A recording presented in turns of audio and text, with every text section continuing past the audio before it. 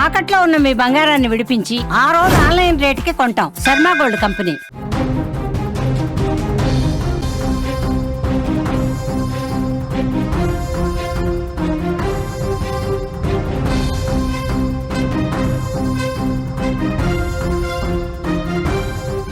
Breaking news చూస్తున్నాం. కడప జిల్లా పులివెందులలో tension కనిపిస్తోంది.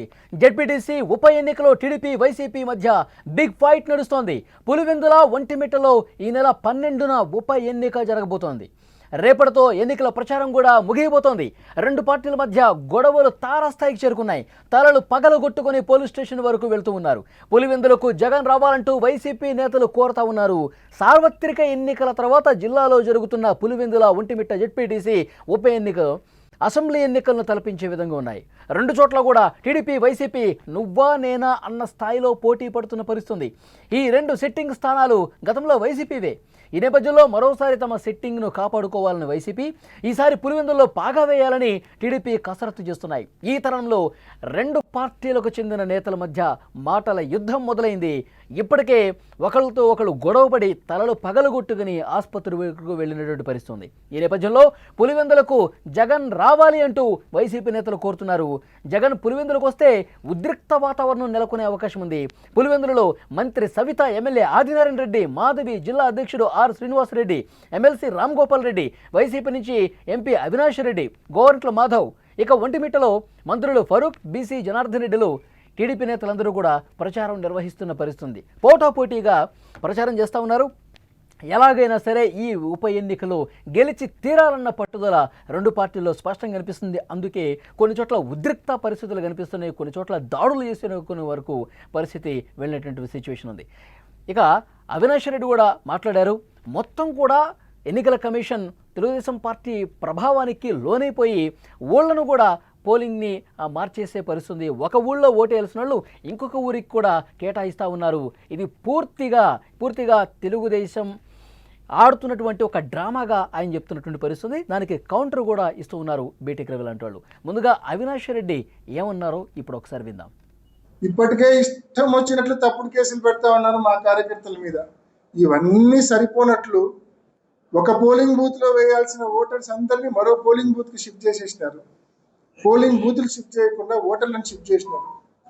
ఇవాళ మధ్యాహ్నం ఈ ఇష్యూ మా నోటీస్కి వచ్చిన వెంటనే, ఈ డిస్క్రిపెన్సీ మా నోటీస్కి వచ్చిన వెంటనే ఎన్నికల కమిషన్ దృష్టికి, మరి కలెక్టర్ గారి దృష్టికి తీసుకెళ్లాము. ఈమెయిల్ చేయడం జరిగింది. అదేవిధంగా ఇప్పుడు మా నాయకులు కూడా కలుస్తూ ఉన్నారు. అదేవిధంగా స్టేట్ ఎలక్షన్ కమిషన్ దృష్టికి కూడా ఈ సమస్యను తీసుకెళ్ళడం జరిగింది. ఎట్టి పరిస్థితుల్లో దీన్ని రెక్టిఫై చేయండి, తెలుగుదేశం పార్టీ కుట్రల నుంచి, తెలుగుదేశం పార్టీ ఇన్ఫ్లుయెన్స్ నుంచి బయటకు రమ్మని చెప్పి కూడా ఎన్నికల కమిషన్ ను రిక్వెస్ట్ చేస్తా ఉన్నాం. ఇప్పటికే చాలా రిప్రజెంటేషన్స్ పంపించాము ఎన్నికల కమిషన్ కు ఫ్రీ అండ్ ఫెయిర్ పోలింగ్ కోసము. ప్రతి పోలింగ్ బూత్ లో కూడా సీసీ కెమెరా సెలెక్ట్ చేయమని చెప్పి అడిగాం. పోలింగ్ బూత్ ప్రెమిసెస్ లో కూడా మోస్ట్ ఇంపార్టెంట్ సైక్లింగ్, రిగ్గింగ్లు జరగకుండా చూడాలంటే ఎట్టి పరిస్థితుల్లో కంప్లీట్ సీసీ ఫుటేజ్ అనేది ఉండాలా ఎన్నికల కమిషన్ దగ్గర. ఇప్పటికీ వైసీపీ నేతలకు గట్టి కౌంటర్ కూడా ఇస్తున్నారు తెలుగుదేశం పార్టీ నేతలు. ఎమ్మెల్సీ బీటెక్ రవి కూడా స్పందించారు. ఆయన ఉన్నారు విందాం. ఆ రోజు ఎలక్షన్ రోజు మార్నింగే, అంటే వాళ్ళ వ్యాన్లలో తర్వాత వాళ్ళే ఏదైనా పగలగొట్టుకొని లేదా సాక్షి మీద ఏదో దాడి చేసడానికి కట్టుకొని వాళ్ళ హాస్పిటల్కే పోయి ఇట్లా మా మీద ఇట్లా దాడి చేసినారు, తర్వాత జర్నలిస్టుల మీద దాడి చేసినారని ఒక వంక, ఆ తర్వాత ఒక నెపం చూపించేదానికి మొత్తం రాష్ట్ర వ్యాప్తంగా ఉండే సాక్షి వాళ్ళందరినీ రామని ప్రతి పల్లెకు కావాలని తిప్పుతా ఇట్లా ఉన్నారు. ఆ నెపం అంతా కూడా టీడీపీ వాళ్ళ మీద వేసి ఇదో అని ఆ నెపాన్ని చూపించి ఎలక్షన్ కమిషన్కి వేసి ఇదో మా మీద దాడి జరిగింది, మా మీద ఎలా జరిగిందని చెప్పాలనే ఒక ప్రయత్నం చేయాలని ఉన్నారనేది ఒక ఇన్ఫర్మేషన్. అయితే పెర్నపాడు సాంబశివారెడ్డి, ఆయనకు భారతి గారికి దగ్గర సంబంధం. ఆయన వేముల మండలం. అంబగపల్లె బాబురెడ్డి. ఇంకా ఎంత చండాలమైన విషయం అంటే మా మీద ఏమైనా ఆరోపణలు మోపుతారే. అంబగపల్లె బాబురెడ్డి అనే అతని అఫీషియల్గా లింగాల మండలానికి మండల కన్వీనర్, అతను అఫీషియల్గా వాళ్ళు డిక్లేర్ చేసిన అతన్ని ఇండిపెండెంట్గా వేశారు. పులివెందుల మండల ఓటర్లను ఎక్కడా డిస్టర్బ్ చేయకుండా మేము ప్రశాంతంగా ప్రచారం జరుపుకుంటా ఉన్నాం. తర్వాత ఎలక్షన్ కమిషన్ వారికి, పోలీస్ యంత్రాంగానికి, అలాగే రెవెన్యూ యంత్రాంగానికి అది మా మీద చిత్రీకరించాలని చూస్తారు. ఈ రెండు విషయాల్లో మా వాళ్ళు కూడా చాలా అప్రమత్తంగా ఉన్నారు. అది రెండు పార్టీల నాయకులు విమర్శలు ప్రతి విమర్శల పరిస్థితి. అక్కడ తాజాగా గ్రౌండ్లో ఎలాంటి రియల్ సిచ్యువేషన్ ఉందో తెలుసుకునే ప్రయత్నం చేద్దాం. మా ప్రతినిధి సిద్ధంగా ఉన్నారు, సుదర్శన్. మాట్లాడదాం. సుదర్శన్, ఏంటి అక్కడ ఉప ఎన్నికకు సంబంధించి చాలా తీవ్రమైనటువంటి హడావుడి కనిపిస్తోంది. నాయకులు చాలా ప్రతిష్టాత్మకంగా దీన్ని తీసుకున్న సిచ్యువేషన్ కూడా చూస్తూ ఉన్నాం.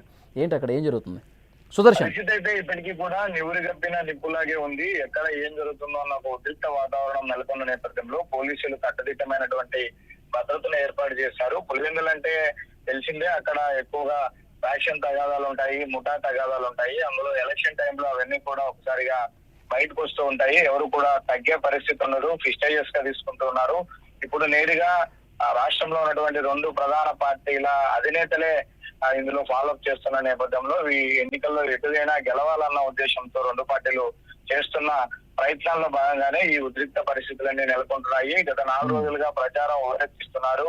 ఒకరిపైన ఒకరు తీవ్ర విమర్శలు చేసుకుంటూ ఉన్నారు. అయితే వైసీపీ మొదటి నుంచి ఆరోపిస్తుంది టీడీపీ ఈ ఎన్నికల్లో పూర్తిగా అధికార దుర్వినియోగానికి పాల్పడుతుంది, పోలీసులు వన్ సైడ్ గా చేస్తున్నారని. తాజాగా నిన్న వచ్చినటువంటి ఎలక్షన్ లిస్టు పోలింగ్ బూతుల కేటాయింపులో కూడా ఒక ఊరి ఓటర్లను మరో ఊర్లో ఉన్నటువంటి పోలింగ్ బూత్ లో చేర్చారు. వాళ్ళు 4-5 కిలోమీటర్లు వెళ్లి పోలింగ్ బూత్ లో ఓటేయాల్సిన పరిస్థితి ఉంది. గతంలో ఎప్పుడు ఇట్లా లేదు. ఏ ఊరు వాళ్ళు ఆ ఊర్లోనే ఓట్లు వేసుకునే సౌకర్యం ఉండేది. ఇది కావాలని అధికారుల మీద ఒత్తిడి తెచ్చి టీడీపీ వాళ్ళు చేసినటువంటి కుట్ర అని వైసీపీ ఆరోపిస్తుంది. మరోవైపు టీడీపీ వాళ్ళు మాత్రం ఎలక్షన్ కమిషన్ అలాగే అధికారులు పోలీసులకు ఒకటే చెప్తున్నాం, ఫ్రీ అండ్ ఫెయిర్ ఎలక్షన్ జరపండి, మాకు ఎలాంటి అభ్యంతరం లేదు, కానీ మేమేదో దాడులు చేస్తున్నామని, మేమేదో పోలీసుల మీద ఒత్తిడి తెస్తున్నామంటూ మా పైన తప్పుడు ప్రచారం చేసే ప్రయత్నం వైసీపీ చేస్తుందంటూ కూడా వాళ్ళు ఆరోపిస్తూ ఉన్నారు. అయితే ఇప్పటికే గత 2 రోజులుగా తీవ్ర గొడవలు జరిగాయి. ఒకరిపై ఒకరు దాడులు చేసుకున్న నేపథ్యంలో